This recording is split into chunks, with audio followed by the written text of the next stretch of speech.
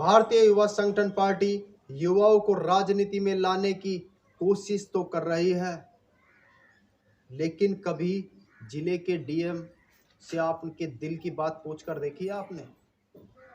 वो भी चाहते हैं कि कोई चुनाव में पढ़ा लिखा आदमी खड़ा होना चाहिए, लेकिन वो क्या करें, वो मजबूर है।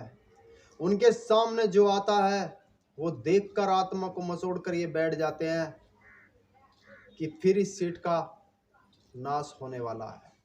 5 साल इन लोगों को कुछ नहीं मिलने वाला।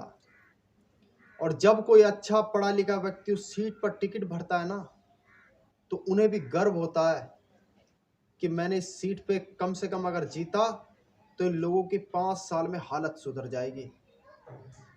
लेकिन उस जिले के डीएम साहब से पूछ कर देखिए, वो आपको घर घर तो नहीं आ सकते ना कि आप आइए, आप अच्छे हैं, आप चुनाव का प्रचार कीजिए, आप आइए, हम तुम्हारी सपोर्ट कर देंगे, आप टिकट भर लीजिए। ऐसे नहीं कह सकते, वे भी अपने कुछ असूलों में बंधे हुए होते हैं। अगर वे आपकी सपोर्ट करेंगे तो सरकार ही कह देगी जाओ टाटा बाय बाय करो, आप चुनाव ही लड़ लीजिए। लेकिन उनके दिल से पूछ कर देखिए, वो भी चाहते हैं कि युवा राजनीति में आ जाए ताकि इस देश की दशा और दिशा बदल जाए। लेकिन हमारे देश के युवा हैं,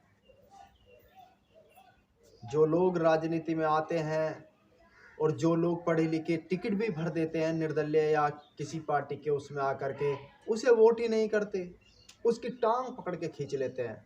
आजा बेटा तू भी हमारे जैसे, आज आगे नहीं बढ़ पाएंगे, हम तुझे बढ़ा ही नहीं पाएंगे।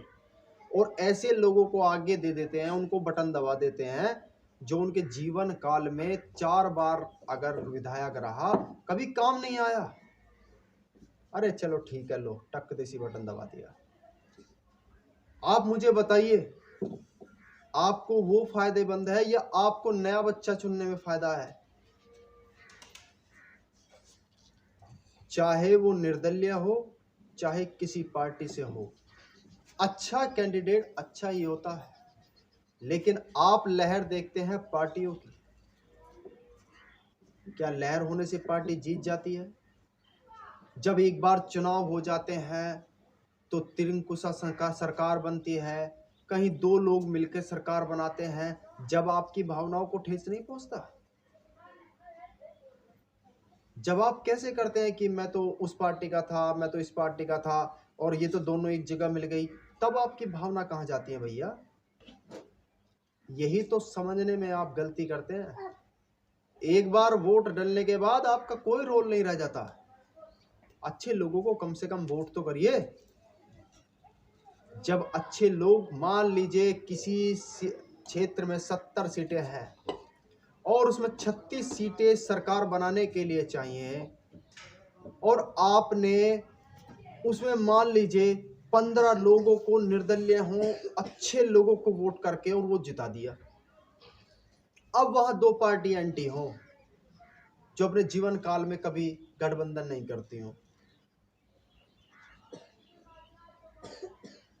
अब देखिए, अब वो गठबंधन करने में मजबूर हो जाएंगे, जैसे दिल्ली में हुआ था।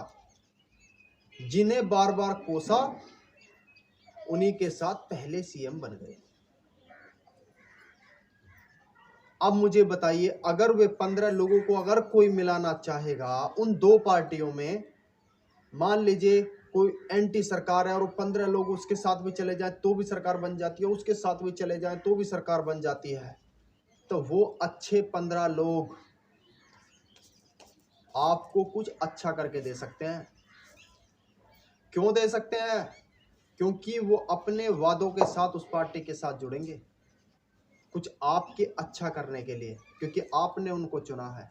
और जब आप और हम लोग मिलकर के ऐसे ही लोगों को वोट कर देते हैं, उन्हें लगता है कि ये लोग तो सिर्फ वोट के लिए बने हैं, किसी ना किसी को तो देंगे ही, गठबंधन करके सरकार बना लेंगे, बात खत्म। आपको ऐसे बचना है, अच्छे लोगों को वोट करना है, बस मैं यही चाहता हूँ। आप खुद समझदार हैं, मेरे समझाने की जरूरत नहीं है। आप अब की बार सोच समझ कर जरूर वोट कर देना मेरे दोस्तों। सरकार तो बनती रहेंगी, इसकी टेंशन मत लीजिए किसकी